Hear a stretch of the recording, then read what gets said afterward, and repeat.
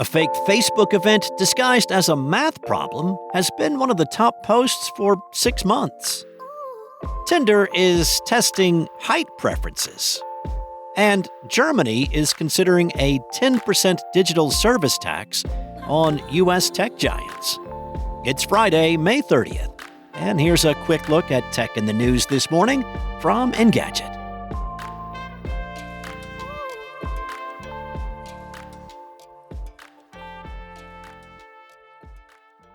A Facebook event for a, quote, simple maths competition has been one of the most viral posts on the platform for 6 months. The event racked up about 51 million views on Facebook during the first quarter of this year. That's according to the company's latest report on widely viewed content on the platform. Now, that would be an impressive stat for any single post, but it's the second quarter in a row in which the maths competition has nabbed the number 2 spot on Meta's list of widely viewed content. It also appeared on last quarter's report, during which time it received about 64 million views. So, why is a random Facebook event that's not really an event getting more than 100 million views? It would seem to be a repackaging of an old engagement bait tactic. The header image for the event is an image of a piece of paper with the words "only for genius," followed by a seemingly simple equation. When shared as a Facebook post, the image is prominently displayed in a way that may look like a normal image post. The image also has some striking similarities to other seemingly simple math equations that have been going viral on Facebook for nearly 15 years. A look at the event page itself shows that hundreds of thousands of people have engaged with the event. More than 800,000 people responded to the supposed July 8, 2024 event. Even now, nearly a year later, the event is seeing regular comments from Facebook users, most of whom are intent on earnestly explaining how the equation should be solved or arguing with others' interpretation.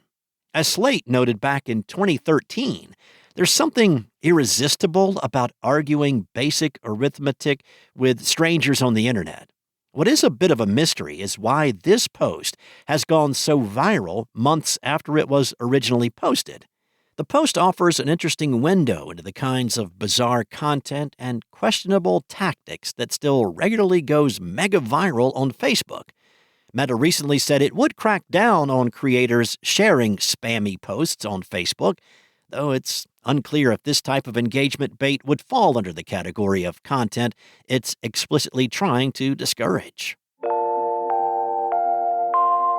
Tinder helped popularize a modern dating culture that puts looks first, and now the app is trying out a new way to capitalize on it.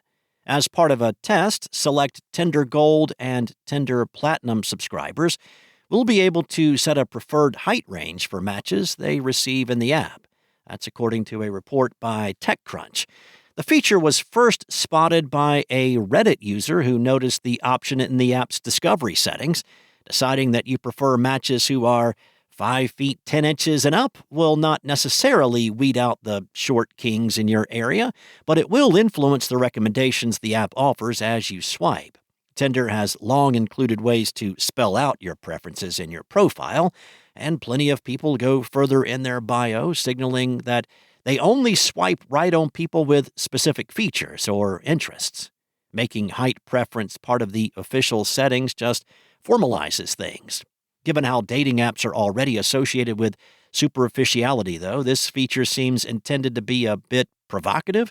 It could also reflect how Tinder is approaching its paid subscriptions going forward, not just as a way to increase the reach of your dating profile, but as the official method for exerting granular control over who you match with. Tinder's Phil Price-Fry told Engadget that this is part of a broader effort to help people connect more intentionally on Tinder. Not every test becomes a permanent feature, but every test helps us learn how we can deliver smarter, more relevant experiences and push the category forward. Whether being able to set a height preference becomes a real feature, it doesn't stop people from lying in their dating profile, though. As TechCrunch noted, Tinder has joked about implementing height verification in the past.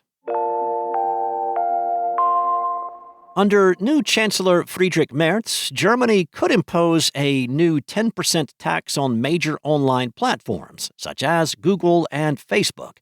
Reuters reported that political factions in the country struck a deal earlier this year to pursue those fees for digital service companies. Germany's culture minister said these corporations do billions in business in Germany with extremely high profit margins and benefit enormously from the country's media and cultural output, as well as its infrastructure. But they pay hardly any taxes, invest too little, and give far too little back to society. Other nations around the world have also explored and enacted taxes on online revenue generated by the largest internet tech companies. According to Reuters, Britain, France, Italy, Spain, Turkey, India, Austria, and Canada have similar legislation to the draft rule Germany's culture minister is proposing.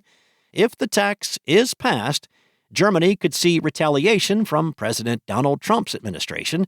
Trump said in February that he would seek tariffs on nations that impose a digital service tax on U.S. tech businesses. Thanks for listening. There's more of these stories and more tech news at Engadget.com. This episode featured journalism from Carissa Bell, Ian Carlos Campbell, and Anna Washenko, and was voiced and produced from the boutique sound studios of Spoken Layer by me, Steve White. Enjoy your weekend, and I'll be back on Monday morning with more tech news from Engadget.